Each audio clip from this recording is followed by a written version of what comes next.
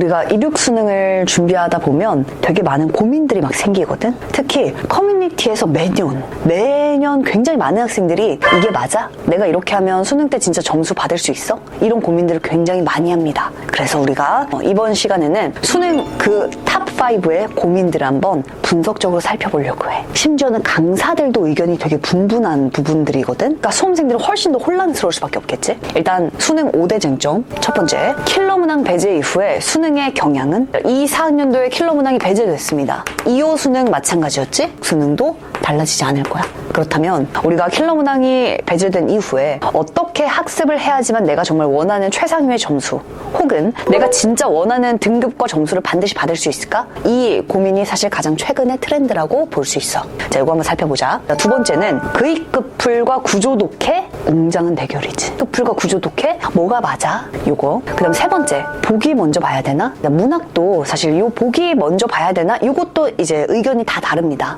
보기를 안 보고 그냥 시와 소설을 정말 본질적으로 잘 해석하면 다 하는 거 아니야? 이런 의견이 있고, 아니 보기를 먼저 보고 들어가는 게 맞아, 이런 의견도 있지. 요거 한번 우리가 분석적으로 살펴볼게. 네 번째는 EBS 연계 공부 필요한가? 요 얘기가 왜 나오는 줄 알아? 혹시 요런 단어 들어봤어? 연계 무용론. 한마디로 EBS를 내가 진짜 몇 달 동안 완전 열심히 했는데 왜 도움이 안 되는 거 같지? 왜 더 헷갈리지? 이게 연계 무용론이거든? 이게 키워드가 거의 막 엄청나게 폭발했었어. 2, 4수능 끝나고 나서도. 2호 수능 마찬가지. 자, 연계 공부 필요한가? 요거 한번 살펴보자. 그 다음에 이제 다섯 번째는 풀리지 않는 숙제라고도 볼 수 있어. 수능 국어는 그래서 노력이야, 재능이야? 요거 한번 우리가 분석적으로 살펴보도록 할게. 자, 일단 첫 번째 논쟁부터 들어가 볼까? 자, 일단 첫 번째 난제는 뭐냐면 킬러 문항 배제 이후에 수능 공부 그래서 어떻게 공부해야 돼? 요거야. 일단은 킬러 문항의 배제가 있었을까? 일단 많은 전문가들은 수능 국어 킬러 문항 배제 됐죠. 이런 얘기들 많이 하거든.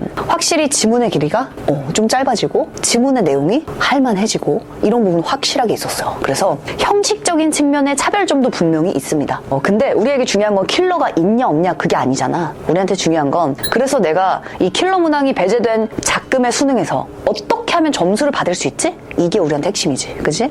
자, 일단은 출제위원장의 기사를 쌤이 한번 스크랩을 했거든? 기사 제목이야. 은수생을 감안해서 난이도를 조정했다. 잠깐만. 그러면 은수생이 특히 의대 증원이라는 이슈가 겹치면서 역대급 제일 많았잖아? 그러면 N수생을 감안해 난이도를 올렸겠어? 내렸겠어? 당연히 올렸겠죠. 그지?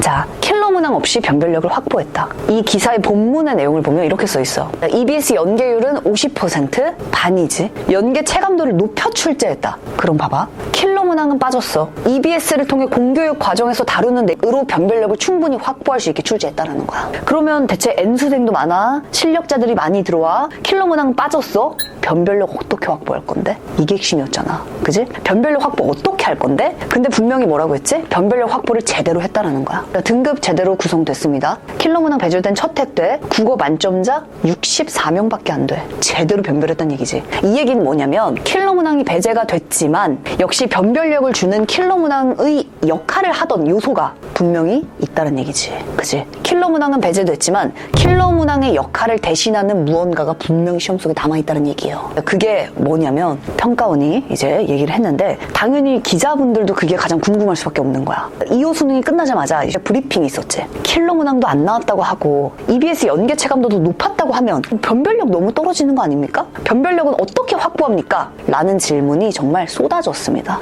여기에 대해서 이제 평가원이 대답을 하는데 말씀드리겠습니다. 25학년도 수능은 최근에 출제 경향 유지하면서 정보량은 적정하고 정보는 비교적 명시적으로 제시되어 있다라고 얘기를 하는 거야. 잠깐만, 얘들아, 정보량이 적당해. 이거 지문에 대한 얘기잖아. 지금 정보량 적당하고 정보가 비교적 명시적이래. 이 얘기는 쉽다는 얘기야? 어렵다는 얘기야? 쉽다는 얘기잖아. 눈에 확 띈다는 얘기, 쉽다는 얘기거든? 그럼 지문이 쉬워지면 확실하게 맞아. 학생들 체감한 게 맞다는 얘기지. 그러면 변별력은? 세부적인 난도 조정은 선지상에서 분석할 수 있다. 선택지에 세부 조정이 있다는 건 이런 거다라고 얘기합니다. 얘들아, 킬러 문항이 변별하던 킬러의 역할을 대신하는 게 뭐야 지금? 선택지란 얘기야. 얘기야. 그렇다면 우리가 이륙 수능에서 점수를 내가 잘 받기 위해서는 반드시 뭐가 필연적이다? 선지 학습이 필수란 얘기입니다. 선택지의 세부 조정을 쌤이 강사 입장에서 조금 일단 좀 얘기를 해주면, 지금 강의는 아니긴 하지만 사실 얘기를 해주면, 일단은 선지의 추상적인 개념들이 많아졌습니다. 선지의 길이도 길어지고요.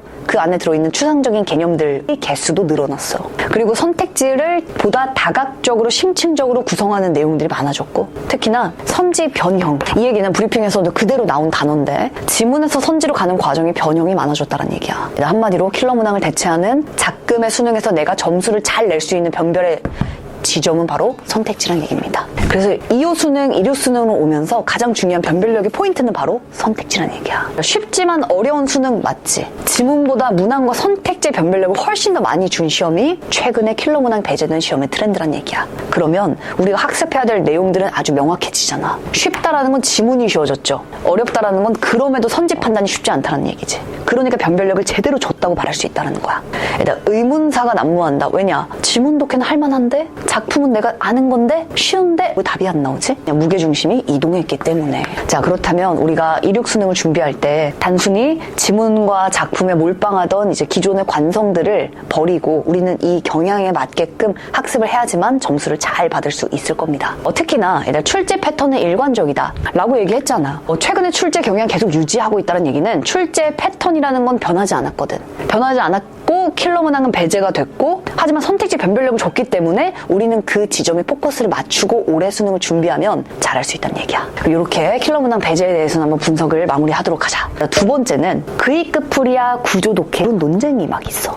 자, 일단 그이끄풀에 대해 살펴보면 그이끄풀, 이게 그냥 읽고 그냥 푼다, 혹은 그대로 읽고 그대로 푼다, 이런 뜻이야. 그이끄풀, 일단 의도를 가지고 있는 모든 글은 다 논증적입니다. 그럼 생각해봐. 내가 그냥 읽고 그냥 푼다라고 했을 때 그냥 읽는다? 이미 의도대로 가지 않을 가능성이 굉장히 높다는 얘기입니다. 그리고 그이끄풀 자체가 지문을 내가 잘 읽으면 문제가 풀리겠지? 이런 주장에서 출발했는데, 지문을 잘 읽는다, 잘 읽으면 이런 조건이 있잖아. 지문을 잘 읽으면 잘 풀겠지? 어떻게 잘 읽을 건데? 글을 읽을 때 아니 뭐가 중요한 정보인지 감을 잡는 것도 어려워하는 학생들이 대다수 아니겠어요? 내가 독해가 안 되는 이유는, 독서가 어려운 이유는 감이 잘 안 잡혀서 그런 거거든. 내가 이 정보를 어떻게 받아들이고 어떻게 처리하고 어떻게 정리해야 될지 몰라서 그런 건데, 잘 읽으면 잘 풀 수 있다라는 말은 굉장히 허황된 거야. 그러니까 그이끄풀은 그리고 효과가 한정적일 수 있습니다. 그래서 효과가 한정적이라는 얘기는 누군가는 열심히 하다 보면 감을 잡을 수 있을 거야. 근데 말 그대로 누군가는 그래요. 그러면 누군가는 안 그럴 수 있잖아.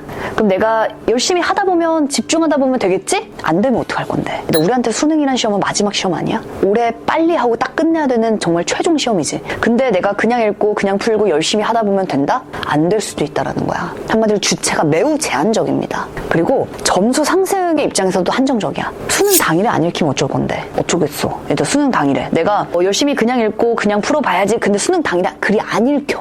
어떡할 거냐고. 안 그래? 마지막 최후의 시험인데. 그래서 점수 상승, 한마디로 그날 컨디션에 따라 나에게 익숙하지 않은 지문이니까, 혹은 머리에 잘 안 들어오니까 못 읽겠어, 이런 일은 없어야 된다는 거야. 그리고 그게 가장 큰 문제가 뭔지 알아? 시험과 무관한 생각을 할 수 있다는 건데, 수능 시험은 80분의 제한된 시간이지. 아마 재수 학생들, N수 학생들은 더 정확하게 알고 있을 거야. 이 80분이 얼마나 짧은지. 이 80분은 그냥 지나갑니다. 내가 이 시간 동안에 해야 될 것들 이외에 내가 생각하는 모든 시험과 무관한 생각들은 싹 다 노이즈가 될 수 있어. 방해가 될 수 있다는 거야. 그래서 내가 시험과 무관하게 생각하고 선택지가 묻지 않는, 의도대로 보지 않는 어떠한 나의 머릿속에 드는 생각들 자체가 싹 다 노이즈가 될 수 있습니다. 그랬을 땐 점수와 연결되지 않을 수 있겠지. 여러 가지 각도에서 살펴봤을 때도 그이끄풀은 많은 강사분들도 다들 같은 얘기 하시더라고. 그 풀은 방법론이라고 할 수 없다라는 거야. 그럼 구조독해는 어떨까? 일단 구조독해라는 건 이 구조를 통해서 지문을 예측하고 지문의 정보를 파악해 나간다, 이런 게 이제 구조독해인데, 구조독해도 마찬가지입니다. 그이끄풀이든 구조독해든 선지 판단과 무관한 생각들은 싹 다 무의미한 생각들이야. 특히 구조독해에서는 가장 많은 학생들이 이런 반응을 하잖아. 사후적이다. 아니 수능 당일에 저렇게 할 수 있어? 아니 저렇게까지 분석을 할 수 있어? 30분, 1시간 동안 굉장히 아주 뼈번쩍한, 아주 멋지게 막 분석하는, 우리 멋있으려고 수능 보는 거 아니거든. 저렇게까지 정교하고 완벽하게 지문을 완전히 해체한다고? 그럴 필요가 없다는 거거든. 뭐 그럴 수가 없다는 거예요. 그 자체가 뭐야? 방해가 된다라는 거야, 시험에서는. 그러니까 너무나 사후적인 것 같아. 사후적이지 않아? 라고 반응하는 거지. 그래, 구조에만 집중하다 보면, 그리고 가장 중요한 건 방금 말한 것처럼 이게 구조 독해든 그입급풀이든 어떤 이름을 달고 있는 독해 방법론이든 간에 출제 의도와 무관하게 내가 지문 분석을 열심히 잘 하는 거에서 그칠 수 있다는 겁니다. 우리가 지문을 잘 읽는다는 것은 선지를 풀기 위한 전제로 지문 독해를 잘하는 거잖아. 그런 의미에서 선지 판단과 무관한 어떠한 멋들어진 생각도 싹 다 시험에서는 다 노이즈가 될 수밖에 없다는 거야. 무게중심이 특히나 선지 판단으로 옮겨간 지금의 수능에서 내가 정말 지문의 구조를 완벽하게 분석하고 이 지문의 구조들을 통해서 지문의 내용을 완전하게 이해한다? 시간 낭비입니다. 선지 판단 연결 안 될 수 있다는 거야. 그래서 자, 얘들아, 퀵커플이든 구조 독해든 어떠한 명칭은 전혀 중요하지 않다. 핵심은 뭐냐면 평가원을 분석한 많은 논문과 단행본들이 있어요. 그 내용들의 키워드를 딱 보잖아? 수능은 적용이 시험이야. 적용.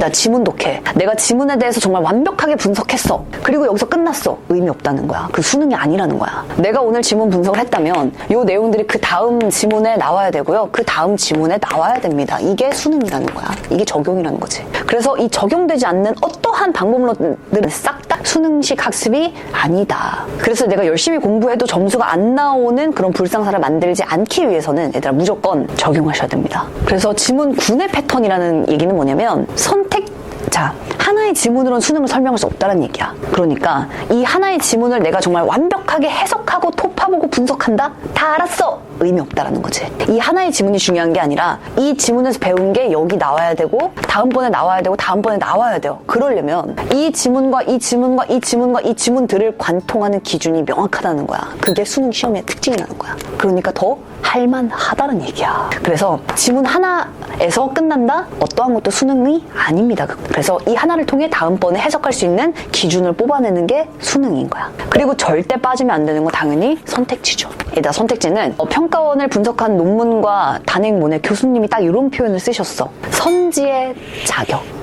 일단 선택지 자격이란 말 들어봤어? 한마디로 지문을 잘 읽으면 선지를 그냥 풀겠지? 이거는 오히려 순서가 바뀐 거야. 일단 선택지는 랜덤하지 않습니다. 이 지문을 읽고 뭐가 나올지 모르지만 일단 그냥 잘 읽고 한번 풀어보자. 안 된다는 거야. 수능은 선택지가 자격이 있는 정보로 구성되어 있습니다. 선택지 자격이라는 건 봐봐라. 그럼 오히려 선지를 분석해야 하지만 내가 어떤 정보를 중요하게 볼지를 가져갈 수 있다는 얘기야. 그지? 쌤, 그러면 선지 보고 지문 가나요? 바보팅탱탱이. 그 얘기가 아니지. 그거는 한 세트를 말하는 얘기고 수능은 적용이잖아. 지문보 선지를 봤잖아요. 이 선지의 정보를 토대로 뭐 해야 돼? 다음번 지문 독해 전제가 돼야 되는 거야, 이게. 그러면 이 지문 독해할 때 내가 정리하고 중요하게 확인했던 정보들이 그대로 선지화 되겠지? 그 선지가 또 다음번 지문 독해 조건이 되겠지. 한마디로 이 두 가지는 정리하면 지문과 선지는 다 직결되어 있다는 얘기야. 그렇기 때문에 어떠한 지문 독해 방법론이든 사실 관계없습니다. 다만 그게 지문 독해에 국한돼서 끝난다면 선지의 의도와는 무관할 수 있다는 거지. 그게 아무리 멋있는 거라 하더라도. 근데 우리는 점수를 멋있게 받자. 알겠지? 선택지와 직결되어 있는 선지를 보면 그래서 의도가 보이는 거야. 이게 수능이니까 충분히 할 수 있어. 특정한 방법론에 흔들리지 말고 그게 어떤 방법론이라 하더라도 선택지와 직결될 수 있다면 싹 다 받아들이셔도 괜찮아요. 다만 역으로 말하면 선택지와 무관한 지문 독해를 완벽하게 하는 방법론이다? 그거는 수능적이지 않다라는 거. 그렇게 이제 방법론을 좀 정리하도록 하자. 그리고 세 번째, 보기 먼저 봐야 되는가? 자, 문학에 대한 얘기를 좀 해보자. 너 어떻게 생각해? 보기를 먼저 봐야 될 것 같아? 요거에 대해서 선생님이 기사 하나를 보여줄게. 굉장히 유명한 시인분께서 일단 수능의 시가 출제가 되셨고요. 모의고사에도 정말 여러 번 나왔던 EBS 연계 교재에 거의 매년 나오시는 분인데 이분이 이제 내 시가 시험에 출제됐는데 나도 다 틀렸다는 거야. 그리고 이제 이 기사의 본문을 보면 작가의 의도를 묻는 문제를 진짜 작가가 모른다면 대체 누가 아는 건가? 나도 미스테리다. 이렇게 막 비판하셨거든? 누가 아는 것 같아? 누가 알까? 자, 이 기사의 본문을 보면 이런 내용이 있어요. 작품은 프리즘과 같아서 해석 문학 하나로 작품을 한정하면 안 된다. 작품이라는 건 굉장히 다각도 해석이 가능하다. 근데 이 작품을 하나의 관점으로 해석하는 게 말이 되냐라고 비판을 하셨단 말이야. 그럼 잘 봐봐. 우리는 이걸 역으로 생각하면 이게 수능의 정체성 그 자체라는 거야. 이렇게 여러 가지의 각도로 해석이 가능한 문학 작품이지만 이 작품을 딱 하나의 해석으로 잡아버리는 게 뭐다? 수능이란 얘기입니다. 그 하나의 해석을 뭘 통해 잡아줘? 보기를 통해 잡아주는 거야. 그래서 보기는 이 작품을 해석하는 딱 하나의 관점이에요.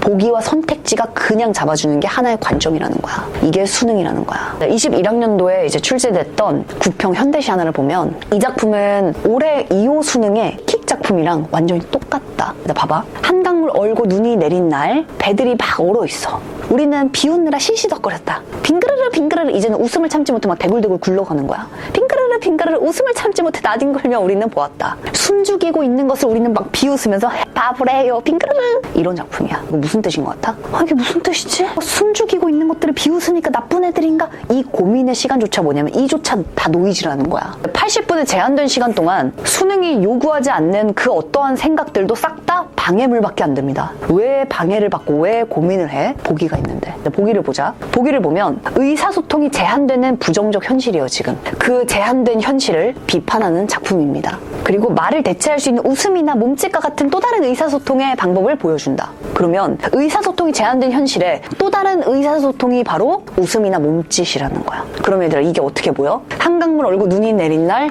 배들이 싹 다 얼어있는 이 모습은 의사소통이 제한된 부정적 현실이야. 그러면 비웃느라 시시덕거린 건 미친 게 아니라 비웃느라 시시덕거린 건 100%예요. 의사소통의 또 다른 방법인 거야. 이 상황에서 할 수 있는 유일한 의사소통은 바로 이겁니다. 100% 긍정이지 그러니까. 한강물 흐르지 못해 눈이 덮은 날 빙그르르 빙그르르 막 나뒹구는 모습은 의사소통으로 보여야 된다는 거야. 그러면 여기서도 숨죽이고 있는 것들, 막 날아가지 못하는 말들이 나란히 있는 것들을 비웃고 있는 우리들은 나쁜 애들이 아니라 또 다른 의사소통을 하고 있는 것들이라는 거죠. 이렇게 읽고 문제를 빠르게 풀어내는 게 이게 수능이 요구하는 방향이라는 거야. 그래서 논문에 따르면 이 보기를 뭐라고 부르냐면 컨트롤 타워라고 불러. 컨트롤 타워. 보기 문제를 제일 먼저 만듭니다. 그리고 나머지 문제들도 보기 벗어나는 거 있어? 단 하나도 없어요. 왜냐? 보기는 해석을 딱 하나로 잡아주는 기준 그 자체니까. 이렇게 해석하고 나머지 문제도 싹 다 풀어나가는 거야. 그러니까 얘들아 무조건 보기를 먼저 보셔야 돼요. 이게 수능의 정체성 그 자체인 거야. 문제를 보면 이렇게 써있잖아. 보기를 참고하여 작품을 감상하라고 써있지? 독서는 어떻게 써있어 이게? 독서는 윗글을 참고하여 보기 문제를 풀라고 써있어요. 그 윗글을 참고하라는 게 진짜 참고야? 아니잖아. 그 문제를 풀어내는 100%의 기준이 보기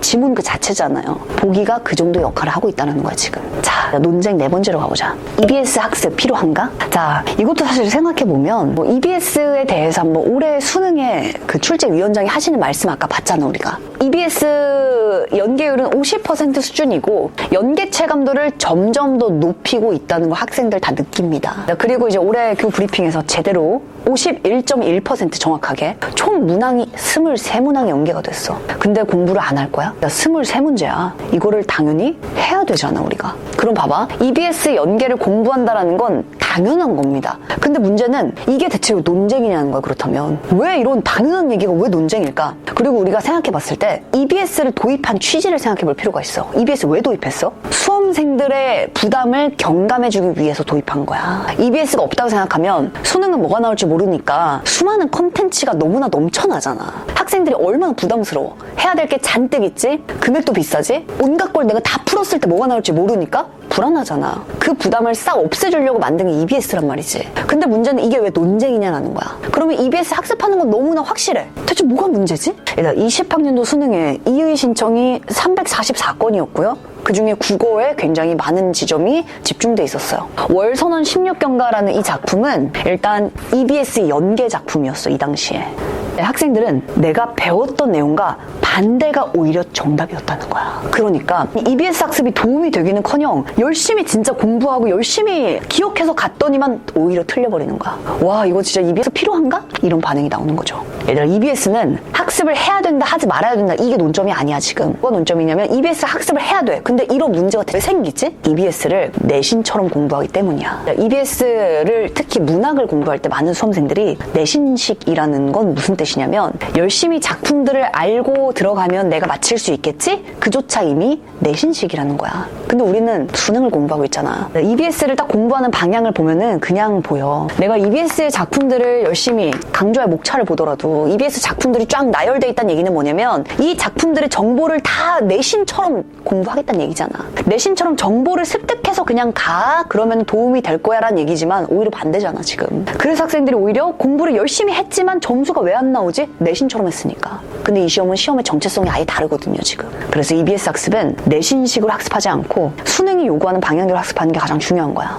얘들아, 수능을 공부할 때, 수능 기출 공부할 때 작품 열심히 봐, 안 봐? 해석하는 방법론을 배우는 거지. 선지를 판단하는 방법론 배우고 보기대로 적용하는 걸 연습하는 거지. 작품과 지문 안 보잖아요. 왜? 안 나오니까. 근데 EBS는 나오니까 이렇게 안 해야지 그 자체가 뭐야? 수능식으로 공부 안 하고 있다는 얘기랑 똑같은 거야. EBS의 핵심은 기출을 대할 때와 똑같이 접근하셔야 돼요. 그래서 EBS를 내신식으로 공부하지만 않으면 굉장한 도움이 될 거야 시험에서. 알겠지? 그러니까 EBS는 내가 공부를 한다 안 한다 여기에 고민하지 말고, 그런 시간을 고민하지 말고 내가 EBS를 공부하는 방향에 집중하셔야 돼. 알겠지? 그럼 무조건 도움되는 게 바로 EBS입니다. 마지막으로 벌써 우리 논쟁을 다 처리했구나. 벌써 4번째, 5번째 이제 마지막. 그렇다면 수능 국어는 재능인가 노력인가?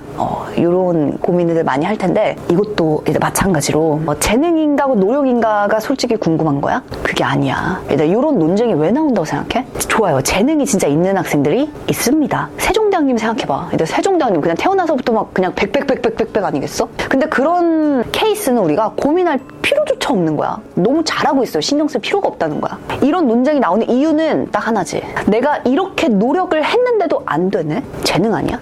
이거란 말이야. 그러면 재능인가 노력인가가 아니라 노력의 방향을 고민해 봐야 된다는 얘기입니다. 재능은 결론 만드는 거야. 쌤뿐 아니라 굉장히 많은 선생님들께서도 학생들의 등급 향상을 만들어내잖아. 학생들이 등급을 정말 많이 올라가는 것들을 경험을 정말 많이 한단 말이죠. 이게 다 넣을 수가 없어. 굉장히 많은 케이스가 매년 있습니다. 재능이라는 건 어떤 재능을 말하는 거야?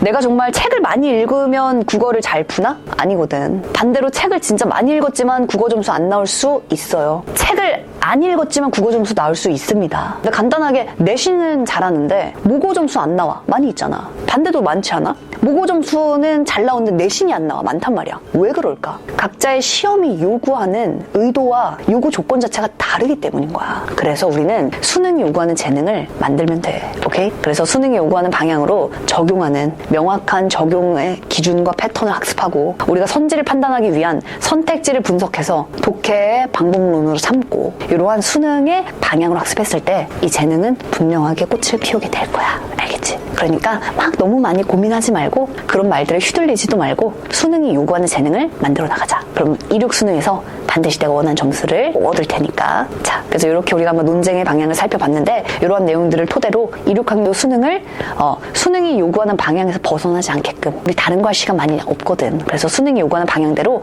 정확하게 의도적으로 매우 실전적으로 그렇게 실력을 점수를 만들어 나가 보도록 하자.